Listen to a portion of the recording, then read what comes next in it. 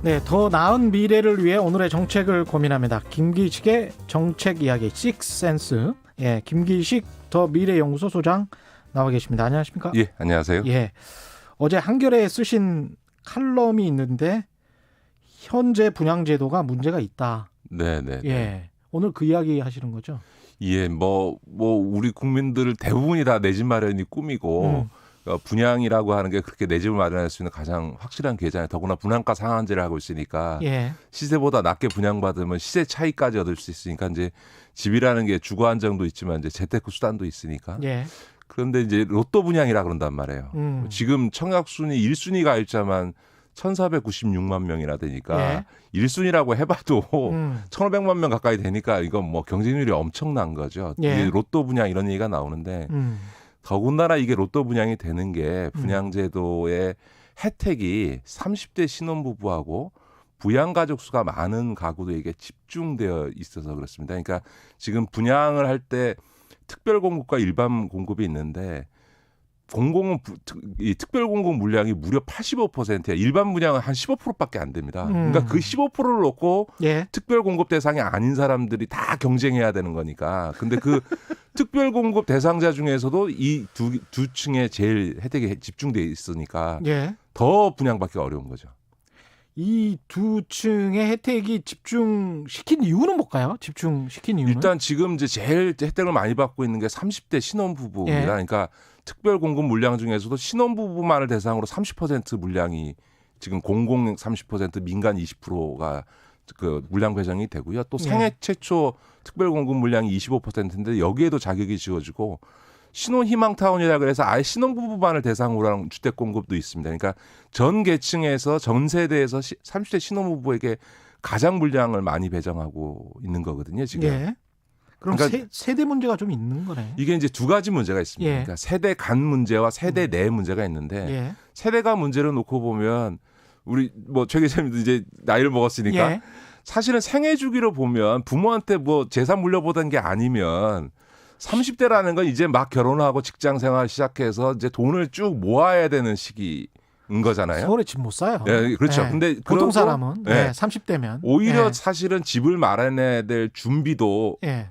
절박성은 40, 50대에게 있는 거거든요. 그러니까 그렇죠. 30대부터 결혼하고 직장 생활하면서 돈 모아서 어느 정도 자기 자본금을 준비해 놓은 사람들, 전세금이라도 이른바 제대로 준비해 보통의 놓은 사람. 흑수저. 그렇죠. 사람들은 예. 이제 그렇게 해서 그 40, 50대라는 건 이제 앞으로 한 10년 안에 이제 직장 생활을 경제 활동을 못 할 가능성이 있으니까 지금 40, 50대 때 집을 마련하지 못하면 앞으로 영원히 집을 마련하지 못할 가능성이 높은 거죠. 그러네요. 자, 그런 점에서 보면 집 마련의 필요성이나 준비나 절박성은 40, 50대 장기 무주택자들이 훨씬 높은데 30대들에게 이렇게 엄청난 혜택을 주는 바람에 40, 50대 장기 무주택자들은 오히려 분양의 기회가 점점 더 멀어지고 있으니까 이게 세대 간 30대와 40, 50대 간 세대 간 형평성에 문제가 있다는 예. 거고요. 그리고 세대 내. 그다음에 세대 내 문제는 지금 서울의 분양가가 보통 아무리 상한제 해도 지금 7억, 8억 이렇게 그러니까 예. 씩 넘어가고 있거든요. 예. 근데 7억, 8억을 보통 이제 당첨돼서 분양금 납입하려면 3년이 걸리는데요. 3년 안에 그거를 이제 납입하려면 지금 주택담보대출 최대 한대가 40%니까 최소한 자기가 한 4억쯤 3년 안에 돈을 만들 수 있어야 그렇죠. 분양을 할 수 있는 거거든요. 근데 예. 우리 30대 월 평균 중위소득이 286만 원밖에 안 됩니다. 그 얘기는 무슨 얘기냐 하면 예. 부모한테 재산을 증여받거나 아니면 대기업이나 금융권이나 이런 소위 연봉 5천만 원 이상의 고소득자인 경우를 빼놓고는 그렇죠. 예. 분양권이라는 거는 중소기업 다니는 청년들 30대들한테는 그림의 떡인 거죠. 왜냐하면 그만한 7억의 아파트를 분양받을 수 있는 돈을 준비할 수가 없는 거거든요. 예. 근데 이제 더군다나 우리가 청년 세대에 지원하겠다 그러면서 점점 그 조건을 완화해 가지고요. 이제는 월 소득 777만 원, 부부 합산으로 연봉 1억이 되는 30대에게도 이 신혼부부 특별 공고를 받을 자격을 줬어요. 예. 근데 이게 월 777만 원이라고 하는 거는 30대 임금 근로자의 상위 6%에 해당되는 거거든요. 예. 연소득 1억 이상의 맞벌이 부부는 전국의 무주택 신혼부부의 상위 8%에 해당되는 거니까 결국은 이런 30대 신혼부부에게 물량을 대규모로 배정해 주는 게 명분은 청년 지원 정책인데 사실은 청년들 안에서도 일부 고소득 계층이나 부모로부터 재산을 물려받을 수 있는 계층에게만 혜택이 돌아가는 결과가 나온다는 거죠. 어떻게 해야 됩니까? 어떻게 해야 될까요? 그러니까 지금은 이제 생각해 보면 이런 거죠. 그러니까 오히려 30대에게는 일반 이제 물려받은 사람들 빼놓고 생각하면 예. 30대들에게는 양질의 장기 공공 임대주택을 주어서 저렴한 그래서 10평대 20평대 아파트에서 둘이 살 땐 10평대 애가 태어나면 한 20평대에서 임대료 조금 내고도 안정적으로 이사 다니지 않으면서 살 수 있도록 하면서 한 10년 20년 동안 좀 자기 집을 마련할 수 있는 자금을 축적할 수 있도록 해주고 예. 오히려 분양의 죄송합니다. 분양의 기회는 40대 50대들에게 우선적으로 제공을 해줘야 되는 40대, 게 맞는 50대 거죠. 무주택자들에게. 그렇죠. 예. 그러니까 30대에게는 공공임대주택을 저렴하게 양지로 공급해주고 40, 50대들에게 분양의 우선권을 주는 게 40, 50대 무주택자들에게 하는 게 정책적으로 맞다. 이게 제 생각인 거죠. 근데 이제 청년 신혼부부 이쪽에 이야기가 많이 들렸던 거는 아무래도 이제 출산율이랄지 이런 것들 때문에 또 그런 걱정이 있지 않았을까 싶기도 합니다. 예, 뭐 예, 출산율 주거 문제도 안정. 있고, 예, 지금은 이제 신혼부부에게 하는 게 이제 출산율 문제도 있고, 또 하나는 이제 부양가족 수에 대해서도 지금 청년 가점을 주거든요. 가점을 많이 주는데, 예를 들어 예. 지금 이제 이런 특별 공급 물량 말고 일반 공급 물량에서는 수도권 같은 경우는 대부분이 청약 가점제로 이게 결정을 합니다. 예, 예. 근데 이 청약 가점제라는 거에서 제일 배점이 많은 게 부양가족 수가 많은 거예요. 그러니까 그 다음에 이제 무주택 기간, 그 다음에 납입 기간 이런 게 이제 그 기준이 되는데 그렇죠. 이 부양가족 수에다가 많이 준 이유가 출산율 높이자고 해서 애를 많이 낳아서 부양가족 많으면 분양기회 줍니다라고 했거든요. 근데 그 제도를 도입한 지가 14년 됐는데요. 그 14년 동안 오히려 합계 출산율은 떨어졌어요. 1.3명에서 0.91명 정도로 뚝 떨어져 버렸거든요. 예. 그 14년 사이에 2006년부터 2019년 사이에. 그러니까 소위 부양가족 수가 많은 가족에 분양권을 준다고 해서 애를 낳지 않는다는 게 입증이 된 거죠. 그런데 거꾸로 지금은 가구 구성이 굉장히 변화했어요.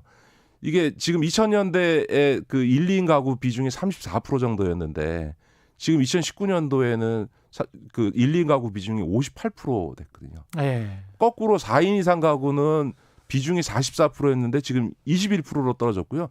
2040년대 가면은 아예 1, 2인 가구 비중이 72%가 되고 저희 4인 가구 이상 비중은 8% 이하로 떨어지게 되거든요.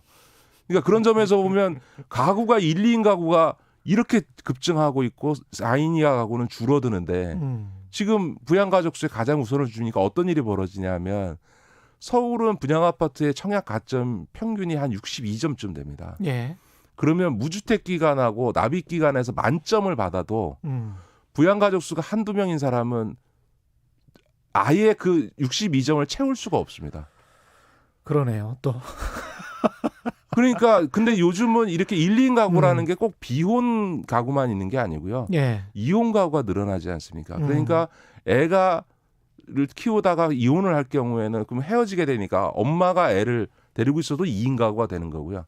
아버지가 애를 데리고 있어도 2인 가구가 됩니다. 예. 그다음에 노인들도 저희도 그렇게 합니다만 그 부모님을 모시게 살기보다는 오히려 옆동에 사시게 하시면서 이렇게 그렇죠. 그 예. 부양하는 경우가 훨씬 많거든요. 부모님들도 그걸 편해하시고 그러다 보니까 옛날처럼 부모를 모시고 사는 것보다는 그 따로 그 같은 단지 내 따로 사는 형태를 많이 취하니까 가구 수가 늘어난다. 독립가구로서 노인 가구가 또 많이 늘었거든요. 2인 노인 가구도.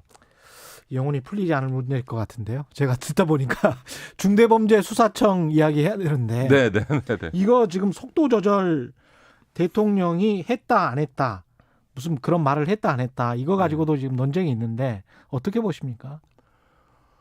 문재인 대통령의 그 뜻은 분명한 것으로 보입니다. 그러니까 어떤 예를 뜻일까요? 들어서 그러니까 수사권 기소권 분리라든가 그에 따른 중대범죄 수사청 등은 검토할 수는 있으나 지금 1차적인 검찰개혁 시즌 1에 있어서의 어떤 수사권 조정 문제가 안착되어지면서 그 다음 단계로 좀 이렇게 이 시즌 2를 하는 게 맞지. 아직 시즌 1이 시행도 안 됐는데 지금 시즌 2 하는 거는 조금 너무 빠르다. 이게 이제 대통령의 뜻인 거는 전 분명 하다고 보여집니다.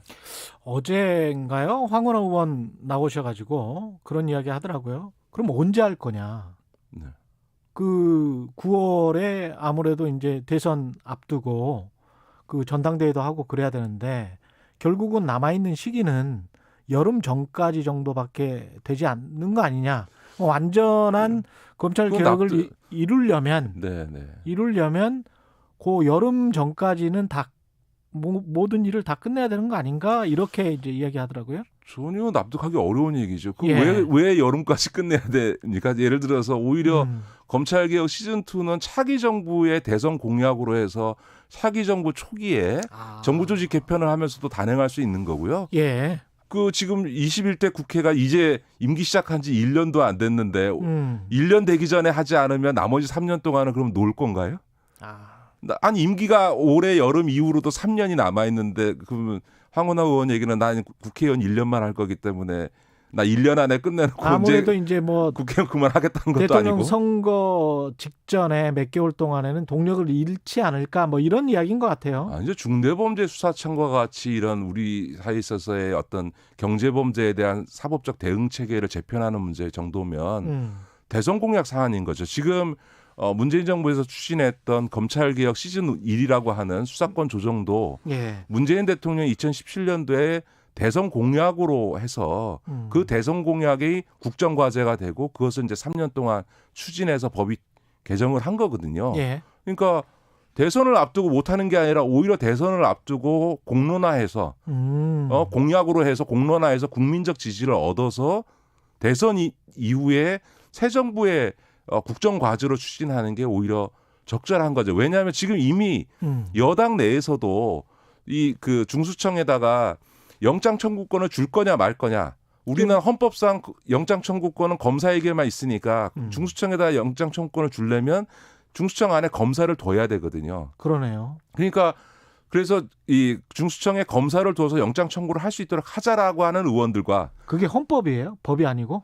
검사만 영장 청구권을 갖고 있는 건 헌법입니다. 그러니까 헌법을 개정하지 않는 한 검사 이해자는 영장을 청구할 수 없습니다. 그러니까 중수청에다가 검사를 두지 않으면 영장 청구를 할 수 없는데 경제범죄를 하면서 영장 청구권을 갖고 있지 않은 중수청은 큰검언이나 공정이나 아무 다를 바가 없는 거죠.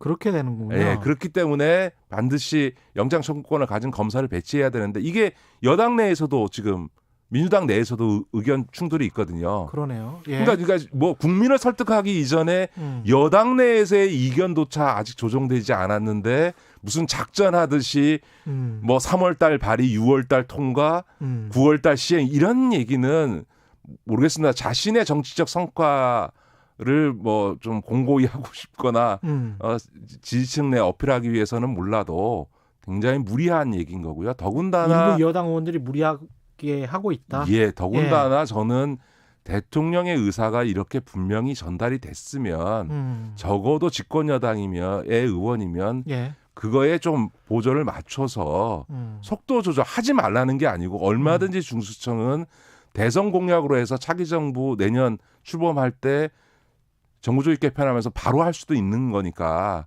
그런데도 불구하고 그거를 마치 시한이 있는 것처럼 이야기하면서 자기 정치를 하는 거는 집권 여당의 의원으로서는 적절하지 않다고 봅니다.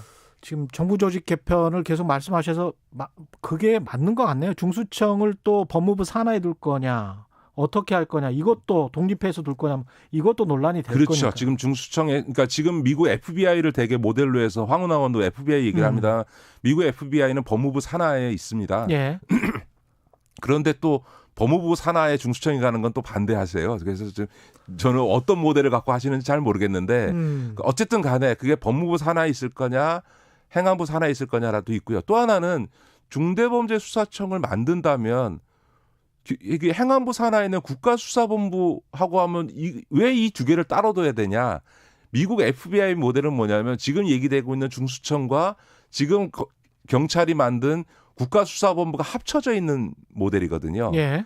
그러면 아예 정부조직 개편 차원에서는 이걸 두 개를 따로 만드는 게 아니라 아예 국가수사본부하고 중대범죄수사청을 합쳐서 정말 제대로 된 미국 FBI 같은 모델을 만들 수도 있는 거거든요. 이런 것들을 종합적으로 영장 청구권을 검토해서 줄지 안 줄지도 포함해서 종합적으로 그러네. 검토하려면 자 보세요. 영장 청구권을 줄 거냐 말 거냐 어느 예. 부처에 둘 거냐 중수청과 국가수사본부를 따로 둘 거냐 두 개를 합칠 거냐 이런 것들이 종합적으로 검토되어져서 차기 정부 하에서 공약으로 나오고 그 과정에서 공론화되고 토론되어지면서 검증되어져 뒤에 차기 정부에서 실시해도 전혀 문제가 없고 오히려 그게 이 사안이 갖고 있는 중대성으로 놓고 보면 충분한 공론화가 필요한 거죠. 중대범죄수사청 얘기가 나온 지가 이제 겨우 2달 됐는데 예.